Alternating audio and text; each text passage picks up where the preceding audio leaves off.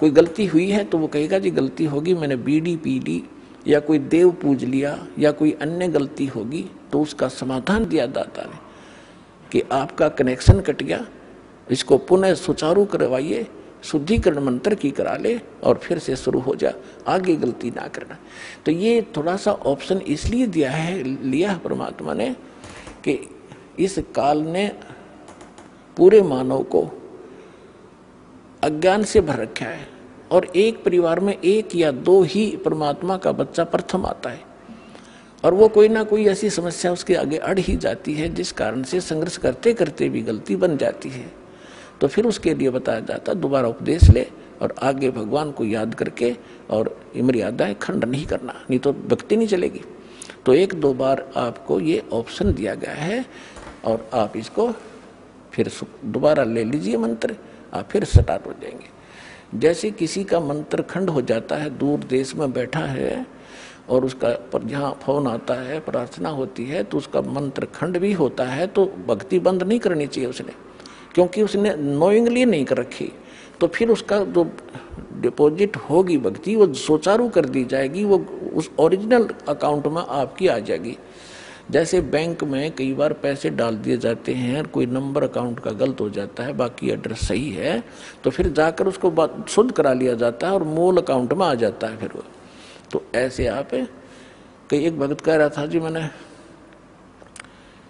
मेरे को ना किसी ने बारात में गया हुआ था और कैंपा कोला में बियर डाल दी, मेरा नाम खंड हो गया। उसके घर वाले कह रहे थे जो फिर शराब पीने लग गया।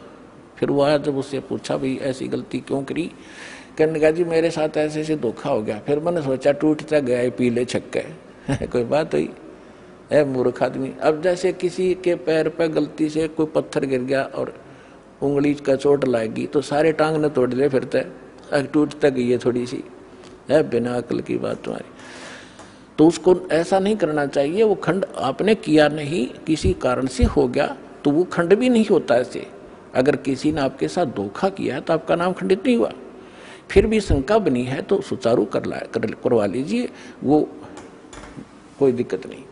और भक्ति नहीं छोड़नी चाहिए, वो करती रहनी चाहिए। किसी भी कारण से खंडित हो भी गया है, साधना करते रहिए, लेकिन इस उद्देश्य से कि फिर माफी मांगूंगा या घर बैठ के करते रहे तो बिल्कुल कभी अकाउंट आपका नहीं जुड़ेगा, सदा के लिए खत्म हो जाएगा। तो इसलिए ऑप्शन दिया गया कि दोबारा आके सुचारू करवा लीजिए और दीक्षा अपनी फिर से चालू कराइए कनेक्शन। तो परमात्मा ने बताया है कि गुरु मानुष कर जानते ते नर कहिए अंध, महादुखी संसार में फिर आ गए यम के फंद। अब गुरु जी के सामने कैसे व्यवहार करें, कोई अभिमान शब्द नहीं मुख से निकले। जिन बातों से गुरु दुख पावे उन बातों को दूर भगावे। जिन बातों गुरु किन बातों से दुख पाओगा, आप कोई गलती कर रहे होगे या कोई मर्यादा भंग करते हो, हमारे अनुकूल नहीं चल रहे हो तो गुरु जी दुखी होते हैं। इसलिए उन बातों को तुरंत त्याग देना चाहिए जिससे गुरु दुख हो। गुरु दुखी तो भगवान दुखी, और भगवान दुखी होगा तो काहे के भक्तम।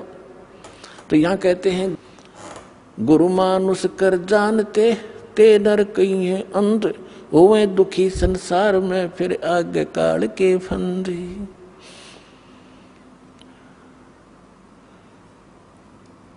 गुरु को पुरुष कर जाने और पूरे गुरु की सेवा ठाने। तो जो प्रसंग चल रहा है कि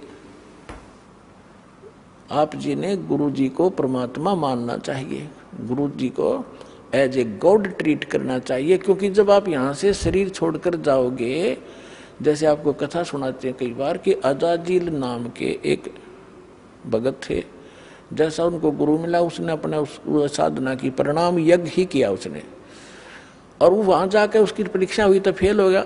तो खाक परीक्षा की, खाक उसने साधना की, सामने लड़का खड़ा कर दिया और उसके वचन का है और भगवान कह रहे परिणाम कर, फिर अपनी औकात नहीं भूला वो।